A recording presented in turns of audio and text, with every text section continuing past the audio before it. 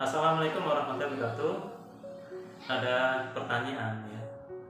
Bagaimana caranya jika ada seorang ibu yang senantiasa mengatakan kata-kata yang buruk ya, pada anaknya agar anaknya itu tidak menjadi doa atau tidak dikabulkan Allah kata-kata buruk itu, atau agar anaknya itu tidak trauma ya, dengan kata-kata buruk itu. Nah, ketika ayah bunda terlanjur berkata buruk pada anak, misalnya mengatakan anak nakal, mengatakan anak cengeng, ya, atau mengatakan anak tidak berguna, ya, dan lain-lain, pokoknya kata-kata yang buruk itu, maka ada 5 hal yang perlu ayah bunda lakukan. Yang pertama adalah istighfar sebanyak-banyaknya. Ya, minta ampun pada Allah karena bunda sudah melakukan kesalahan, ayah sudah melakukan kesalahan. Kata-kata buruk itu adalah sebuah kesalahan, ya, maka kita harus banyak beristighfar, banyak minta ampun pada Allah. Yang kedua, berdoa kepada Allah agar kata-kata yang kita ucapkan tadi, yang buruk-buruk itu tidak dikabulkan oleh Allah. Kita harus berdoa agar Allah tidak mengabulkan kata-kata kita itu, ya. Artinya kita mencabut kata-kata itu dan minta Allah, ya Allah jangan kabulkan doa kata-kata saya yang buruk itu, karena itu adalah emosi saya. Saya mencintai anak saya. Ya. Kemudian yang ketiga adalah meminta maaf pada anak. Untuk menghilangkan sama-sama emosi pada anak, untuk menghilangkan trauma dan luka batin pada anak akibat perbuatan orang tuanya, maka untuk menghapuskan itu semuanya, orang tuanya itu harus meminta maaf. Ya, dengan seterusnya minta maaf. Anak akan terasa ini orang tuanya tulus atau tidak ketika minta maaf. Nah, syaratnya adalah orang tua harus minta maafnya dengan tulus, agar kenangan-kenangan yang dalam pikiran anak itu hilang semua, terhapuskan. Anak mungkin mengingat bagaimana orang tuanya marah, bagaimana orang tuanya menampak, memukul, membentak-bentak, membanding-bandingkan, ya, diperlakukan tidak adil. Itu semua kan terekam dalam pikiran anak. Dan rekaman itu membawa sebuah emosi benci, marah, jengkel, sakit hati, dan semuanya itu harus dinetralkan.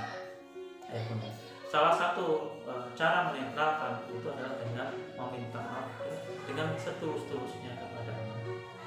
Ya, kemudian yang keempat, yang keempat, setelah kita minta maaf pada anak, yang keempat yang harus kita lakukan adalah memanggil anak dengan kata-kata yang berlawanan dari kata-kata buruk yang sering kita ucapkan. Misalnya kita sering mengucapkan kata bodoh, ya, bodoh kamu, gitu ya, tolol kamu, gitu ya.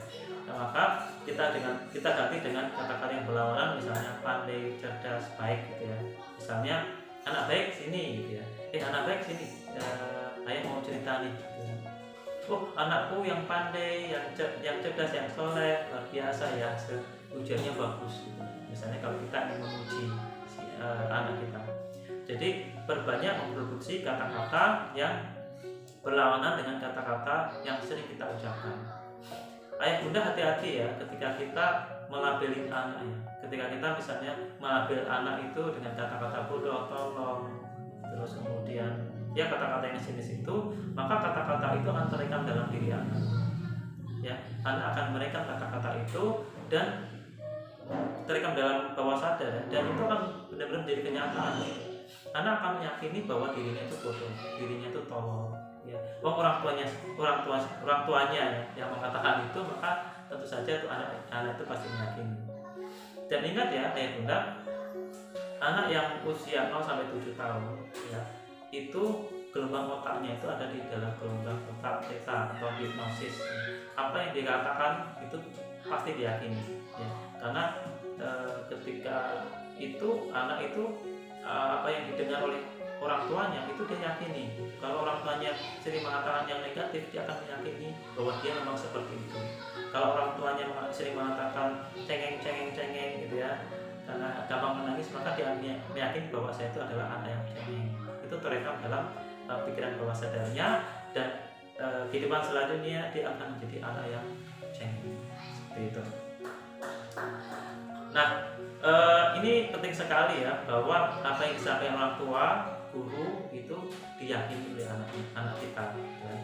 Kemudian yang terakhir adalah eh, di malam hari ketika anak mau tidur ya, anak perlu disugesti dengan sugesti yang positif ya.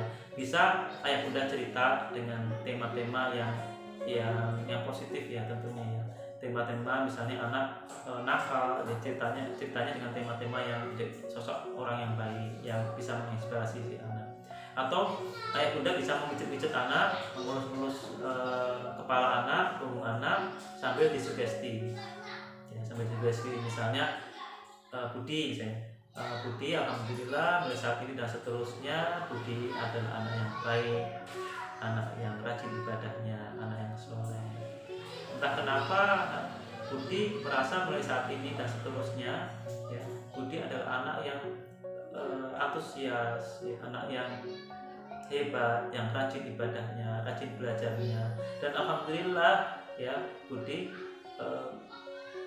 nilai-nilainya itu sangat bagus ya, nilai pelajarannya itu bagus, dapat nilai 8, 9 dan 10, dan itu membuat orang tuanya senang.